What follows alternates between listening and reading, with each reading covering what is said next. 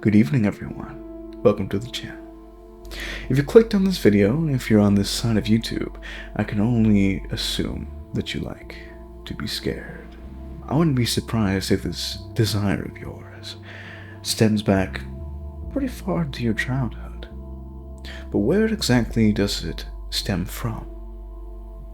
If you grew up in the early 2000s, or possibly even the 90s and 80s, I think for a lot of us, it could be traced back to scary stories to tell in the dark. I remember when I was a kid, going to the library and seeing the 3 different books there: Scary Stories to Tell in the Dark, More Scary Stories to Tell in the Dark, and Scary Stories to Tell in the Dark 3. And just the mere covers alone on these books were enough to really give me a scare. But for some reason, I felt myself going back to them every single time. I remember going to the library. The library, kind of a dying medium, but for a lot of us, kind of a fond memory, even if you didn't like to read, like myself. But I remember being a kid and going to the library and hoping that I can check out one of these books, but feeling ultimately sad when someone had already checked them out. I remember specifically in, I think it was 4th grade, I had these books on my desk and I kept getting scared every single time I looked at them with just the covers. Scary Stories worked its way into many people's hearts and everyone's who read it nightmares. The first book was originally published in 1981. It was written by Alvin Schwartz, and the drawings and illustrations were done by Stephen Gamble. The stories themselves are actually folk tales taken from around the world, and Alvin Schwartz even does his best to give us sources from where he got the inspiration from the stories from. Anybody who feels the need can look up where the origin of these stories came from and figure it out for themselves, which is always nice. But what about these books exactly is so damn terrifying? As a kid, the stories were pretty scary, but honestly nothing to write home about. They're stories obviously written for children, with things like multiple ands used in one sentence where there should be commas and a usual list, and language that is very simple to read, which is nothing wrong with. It's just, written for a 3rd grade level. And these books were ultimately marketed towards children, so it's not exactly like they could have been super scary for every single one. Reading the stories as an adult, they aren't really all that scary, with the exception of a few. Looking at you, Harold. The stories do a good job at building tension and creeping out the reader, but again, they're not exactly going to win any awards. So why is it that everyone who picked up one of these books — this is a collection of all 3 in one book, but there were originally 3 separate books — why is it that everyone who read these books still remembers them to this day and likely gave them nightmares? It's not the stories themselves, but the illustrations that accompanies the stories, done by the immensely talented Stephen Gamble. Let's take a look, shall we? Of course, as alluded to before, there are the 3 different covers of the 3 different books. How any kid looked at any of these and decided to pick them up is beyond me. Hell, I can't even explain to you why I picked them up, besides I was destined to be a horror fan. But beyond that, it doesn't get much better once you actually get into the book. There are so many drawings that are just hauntingly done and just designed to give the reader nightmares. Like, for example, the haunted house. We have the dead woman. I don't know how you don't look at this and think it is absolutely terrifying, especially when you're a kid. And every single illustration that goes to a story is pretty much like this. There are creatures like for the haunted house, and stories like The Thing.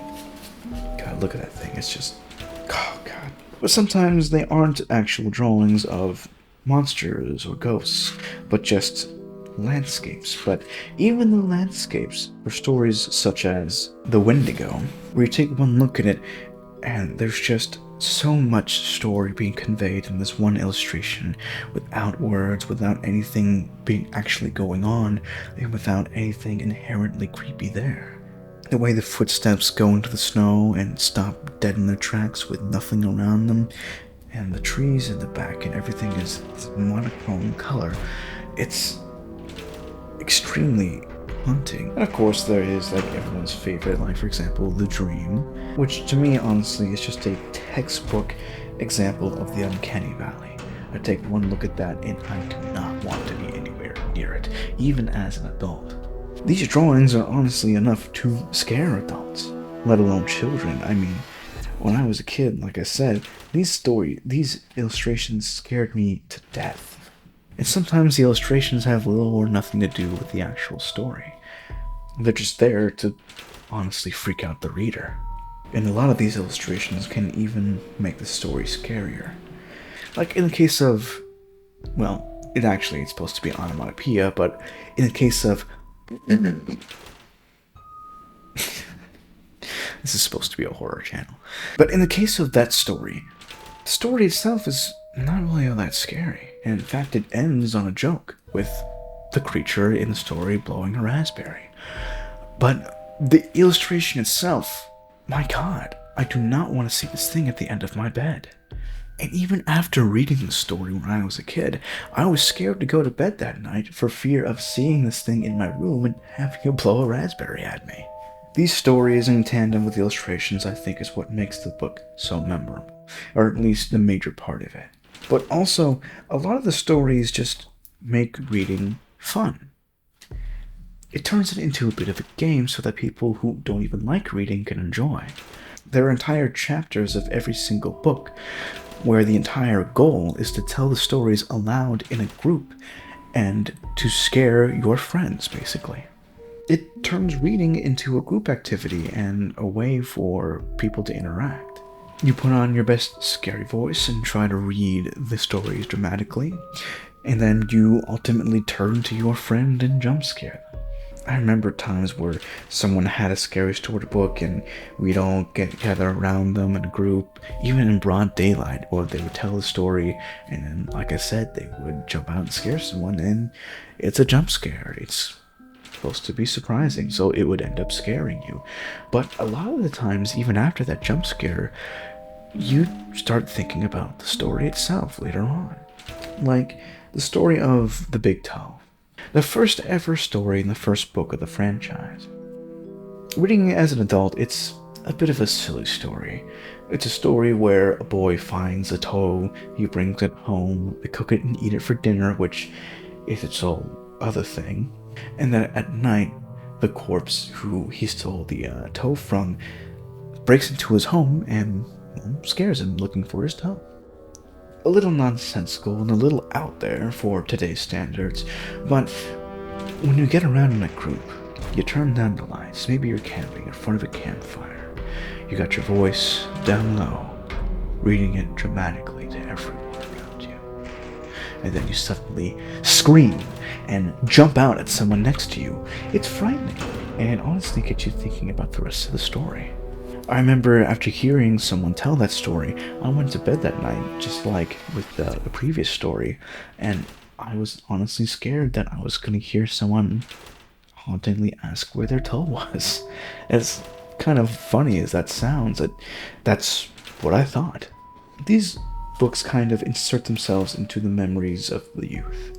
You remember gathering around with your friends, you remember reading these stories, you remember seeing the haunting illustrations and how they made you feel as a kid. And of course, these stories have kind of been brought back into the mainstream with the most recent movie. It brought to life a lot of the characters that Stephen Gamble made, such as the dead woman, the woman from The Dream, My Toadie Walker, which looks a little different from its book counterpart, but in the same vein at least. Harold, my god, out of all the stories, Harold is probably my favorite. But the movie honestly kind of served to bring these stories back into our minds, which is one of the reasons why I went and picked up the books themselves. But also just because I kind of read them sparingly, because again, these books scared me as a child, so I didn't actually end up reading them a ton. But just to actually read the stories that are in there, because again, they all are urban legends and folk tales, so it's kind of nice to read what they are. These books, I think, sort of shaped a lot of horror fans' youths and gave them the first introduction into horror and the feeling of being scared, which is very integral for anyone who likes horror movies or anything scary nowadays. Which also brings me to probably one of the worst decisions ever made for the franchise. In 2011, they decided to reissue the books with changed art that was more kid-friendly, I would say. From a worried parent standpoint, I can definitely see how maybe you'd want some of these illustrations changed, because again, a lot of these illustrations are probably enough to scare full-grown adults. But also, some of these illustration changes are just bad, to be honest with you.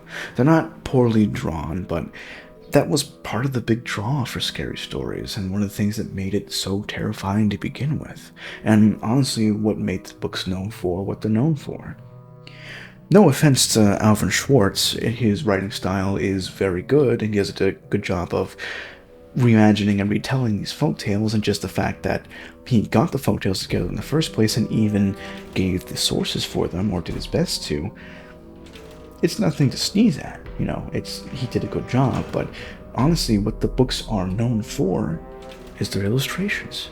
I don't think these books would have gotten as far as they did without the illustrations of Stephen Gammell. And the publishers of the new series of the books just kind of didn't recognize that, I guess. But like I said, from a concerned parent standpoint, I can definitely see where the desire to change the art came from. But I read the books with the original artwork, and I turned out fine.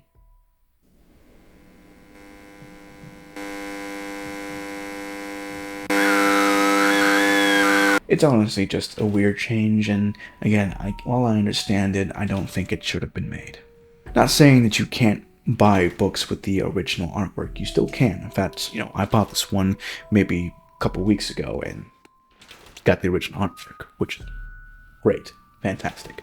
But just as the choice was made to begin with, really? And this is where I'd like to thank the movie, because I'm pretty sure it's the reinvigorated interest in the books because of the movie who brought the original illustrations to life that got them to re-release the books with the original illustrations. And they're all really great illustrations, to be honest with you, and I can't imagine the series without them. Well, I don't have to, because there exist books without the original illustrations, but no one talks about them because that's not what the series is about, and that's not what the book should be. But that is just my opinion on these books and my experience with the books. Feel free to give your experience and your opinion on these books in the comments below. I'd love to see if maybe you guys have the same thoughts and feelings and admiration for these books as I do. That about does it for this episode. Thank you all for watching. Ring that bell, leave a comment, and don't forget to subscribe. Have a good evening.